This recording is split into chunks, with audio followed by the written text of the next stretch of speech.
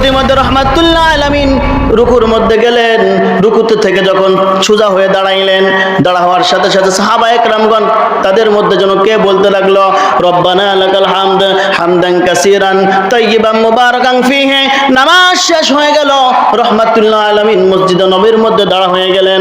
দাঁড়া হইয়া বলতে লাগলেন, কে আছো এইভাবে নামাজের মধ্যে রুকু থেকে ওঠার সময় হামদান কাসীরান তাইয়িবান মুবারাকান ফীহি কে বললে? সমস্ত সাহাবায়ে কেরামগণ ভয়ের মধ্যে আতঙ্ক হয়ে গেল, কি ভুল হলো নাকি আল্লাহই ভালো জানেন। তার মধ্যে একজন সাহাবী দাঁড়া হয়ে গেল, দাঁড়া হয়ে বলে, ইয়া রাসূলুল্লাহ, ইয়া হাবিবাল্লাহ, নামাজের মধ্যে অতিরিক্ত কথাগুলি আমি বলেছি। রাহমাতুল্লাহ আলামিন ডাক দিয়ে বলে, সাহাবায়ে কেরামগণ, আমি যা দেখি তুমি তা দেখো না। তুমি যখন এই হামদান কাসীরান তাইয়িবান মুবারাকান ফীহি বললে, আমি দেখতে জানলাম তোমার কাঁধের উপর যে দুজন ফেরেশতা আছে তারা প্রতিযোগিতা দিচ্ছে তোমার আমলনামায় কে কত আমলনামা লিখতে পারে। কেন হবে না? হুযায়ফাতুল ইয়ামান ওই ব্যক্তিকে বললেন, আল্লাহর হাবিব সাল্লাল্লাহু আলাইহি ওয়াসাল্লাম বলেছেন, সল্লু কামা রাআইতুমুনি উসাল্লি, আমি কিভাবে নামাজ আদায় করি তোমরা এইভাবেই নামাজ আদায় করতে থাকো। অর্থাৎ আমি যেভাবে নামাজ আদায় করি তোমরা সেভাবেই নামাজ আদায় করো। কারণ তোমরা যদি নিজেদের মত মতো নামাজ আদায় করো, তোমার রুকু হবে না, তোমার সিজদা হবে না, আল্লাহর দরবারে কিভাবে দাঁড়া হইতে হবে? হবে না? হবে নি? হবে না। রাহমাতুল্লাহ আলামিন যে হাদিসের মধ্যে বললেন তোমার নামাজ হবে না, কারণটা কি? আল্লাহ পাক রব্বুল আলামিন বলেছেন, নামাজের মধ্যে দুনিয়ার মধ্যে সব থেকে বড় চোর ওই ব্যক্তি, আল্লাহর হাবিব বলেন, যে ব্যক্তি আল্লাহর সামনে দাঁড়া হইয়া আল্লাহর সাথে ধোঁকাবাজি করে। আল্লাহর সাথে আবার কেমনে ধোঁকাবাজি করে? যে নামাজের মধ্যে চুরি করে আল্লাহর সাথে ধোঁকাবাজি করে, নামাজে আবার চুরি করে কেমনে? আল্লাহর হাবিব বলেন, নামাজের মধ্যে এভাবেই চুরি করে যে রুকু ঠিক মতো করে না, সিজদা ঠিক মতো করে না, আল্লাহর সামনে যেভাবে দাঁড়া হওয়ার দরকার ওভাবে দাঁড়া হইতে হয় না, আল্লাহর সামনে যেভাবে মুতাওয়াজ্জু হয়ে সূরা কিরাত আদায় করতে হবে ওইভাবে কোনো বান্দা বান্দি আদায় করে না। আমরা নামাজ পড়ি, সূরা ফাতিহা কোনো মতে পড়েই সূরা কিরাত পড়েই রুকুতে যায়, রুকু থেকে সোজা ঠিক মতো না হয়ে আবার সিজদায় চলে যায় না? অথচ রুকু থেকে দাঁড়া হয়ে সোজা হয়ে খাড়া হয়ে দেরি করা কি ওয়াজিব? আর যে ওয়াজিব তরক করলো, সিজদা দিল না, তার নামাজ কি হলো? নামাজ হলো না। সিজদা দিল, এক সিজদা দিল, দ্বিতীয় সিজদার জন্য যখন প্রথম সিজদা থেকে উঠলো, দ্বিতীয় সিজদায় যাওয়ার আগে কিছু সময় অপেক্ষা করা। অপেক্ষা যে ব্যক্তি না করলো সে তার দু সিজদার মাঝখানে দেরি করাও এটা ওয়াজিব। ওয়াজিব তরক করলে কি তার নামাজ হলো? নামাজ হলো না। এটাকেই বলে বড় চুরি। বয়স তো 60 বছর হয়ে গেছে, 65 বছর হয়ে গেল, এখন আবার কেমনে ঠিক করব? আল্লাহ আমাকে এমনি কবুল করবে। আরে ভাই, আপনার বয়স 60 বছর 70 বছর হলো, বাজারে গিয়ে তো কখনো পচা আলু কিনলেন না, বাজারে গিয়ে তো পচা মাছ আপনি কিনলেন না, বোর জন্য শাড়ি তো নতুন চকচকে খানে কিনলেন, পুরনটা তো কোনোদিন কিনে আনলেন না।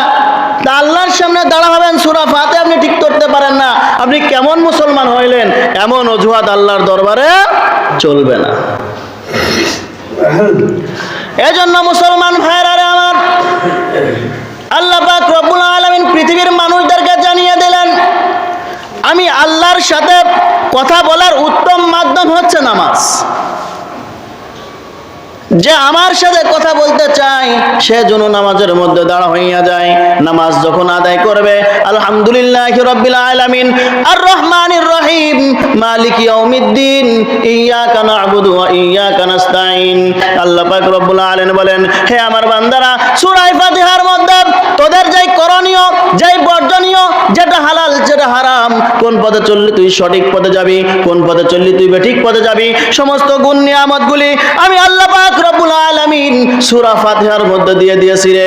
যখন তুই আমি আল্লাহর সামনে দাঁড়া হইয়া সূরা ফাতিহা পড়তে থাকবি, যখন রুকু করবি, মাথা নত করবি, যখন আমি আল্লাহর কুদরতি কদমের মধ্যে সিজদা করবি, সাব্বাহতানি সাব্বাহতুকা, যখন তুই আমি আল্লাহকে ডাক দিলি রে বান্দা, আমি আল্লাহ পাক রব্বুল আলামিন তোর ডাকে সাড়া দিয়া আমি আল্লাহ তোর পিছনের জিন্দেগির গুনাহটাকে মাফ করে দিলাম।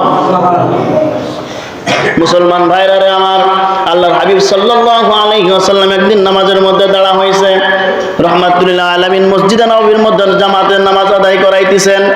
প্রতিমধ্যে রহমাতুল্লাহ আলামিন রুকুর মধ্যে গেলেন, রুকুতে থেকে যখন সোজা হয়ে দাঁড়াইলেন, দাঁড়া হওয়ার সাথে সাথে সাহাবায়ে কেরামগণ তাদের মধ্যে যেন কে বলতে লাগলো, রব্বানা লাকাল হামদ হামদান কাসীরান তাইয়িবান মুবারাকান ফীহি। নামাজ শেষ হয়ে গেল, রহমাতুল্লাহ আলামিন মসজিদে নববীর মধ্যে দাঁড়া হয়ে গেলেন, দাঁড়া হইয়া বলতে লাগলেন, কে আছো এভাবে নামাজের মধ্যে রুকু থেকে উঠার সময় হামদান কাসীরান তাইয়িবান মুবারাকান ফীহি কে বললে? সমস্ত সাহাবায়ে কেরামগণ ভয়ের মধ্যে আতঙ্ক হয়ে গেল, কি ভুল হলো নাকি আল্লাহই ভালো জানেন। তার মধ্যে একজন সাহাবী দাঁড়া হয়ে গেল, দাঁড়া হয়ে বলে, ইয়া রাসূলুল্লাহ, ইয়া হাবিবাল্লাহ, নামাজের মধ্যে অতিরিক্ত কথাগুলি আমি বলেছি।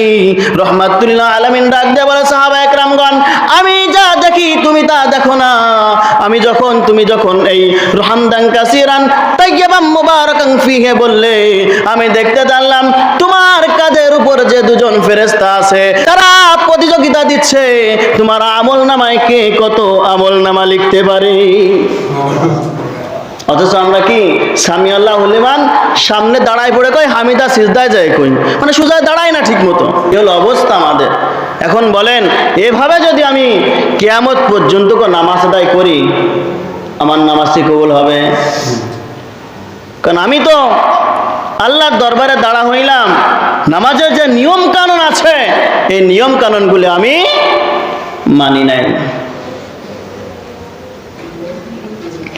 আবার রহমাতুল্লাহ আলামিন নামাজ দাঁড়াইছেন, সিজদা দিয়েছে, সিজদা থেকে উঠেছে, আল্লাহুম্মা গফিরলি ওয়ারহামনি ওয়াফিনি ওয়াহদিনি ওয়ারযুকনি, এই দোয়া আল্লাহর হাবিব সাল্লাল্লাহু আলাইহি ওয়াসাল্লাম শিখাইয়া দিয়েছে।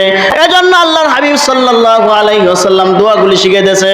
আল্লাহুম্মা গফিরলি, আল্লাহ আমাকে ক্ষমা করে দাও, ওয়ারহামনি, আমার প্রতি রহম করো, ওয়াফিনি ওয়াহদিনি ওয়ারযুকনি, আল্লাহ আমার জিন্দেগির গুনাহটাকে মাফ করে দাও, আল্লাহ আমার রিজিকগুলি বাড়িয়ে দাও, আল্লাহ আমি যত প্রকার বিপদের মধ্যে আছি, আল্লাহ আমার সমস্ত বিপদগুলিকে তুমি দূর করে দাও। কিন্তু আমরা কি এই দোয়া পড়ি? আল্লাহুম্মা গফিরলি ওয়ারহামনি ওয়াফিনি ওয়াহদিনি ওয়ারযুকনি, পাঁচটা কথা, এটা কিন্তু আমরা বলি না। সর্বশ্রেষ্ঠ নামাজ হচ্ছে জামাতের সাথে নামাজ আদায় করা। অনেক মানুষ আছে একটু আস্তে আস্তে যায়, নামাজ শেষ হয়ে যায়, এভাবে আস্তে আস্তে যায়। আবার কিছু কিছু মুসল্লিদেরকে দেখা যায় মসজিদের মধ্যে নামাজ হচ্ছে, বারান্দায় একা একা নামাজ পড়তেছে। বিভিন্ন জায়গা আছে, আপনার এদিকেও আছে, বিভিন্ন জায়গা আছে। মানুষ তো সব কোয়ালিটির মানুষ, পৃথিবীর মধ্যে যত কোয়ালিটির মানুষ আছে আল্লাহর বাংলার জমিনেই তত কোয়ালিটির মানুষ আল্লাহ দিয়েছেন। পৃথিবীতে ঘুরবেন, যত কোয়ালিটির মানুষ দেখবেন, চায়না চায়না কালারিং, জাপান জাপানি কালারিং, ওর মধ্যে কোনো ভেদাভেদ নাই। কিন্তু বাংলার জমিনে আল্লাহ পুরা পৃথিবীতে যত কোয়ালিটির মানুষ দিচ্ছে, সমস্ত কোয়ালিটির মানুষ এই বাংলার জমিনে আছে। কোন কোয়ালিটি চাবেন তাই বাংলাদেশে আছে। এজন্য আল্লাহর হাবিব সাল্লাল্লাহু আলাইহি ওয়াসাল্লাম বলেন, যখন মসজিদের জামাত শুরু হয়ে যায় ওই সময় যদি কোনো ব্যক্তি একা একা নামাজ আদায় করে, তার নামাজ আল্লাহর দরবারে কবুল হয় না।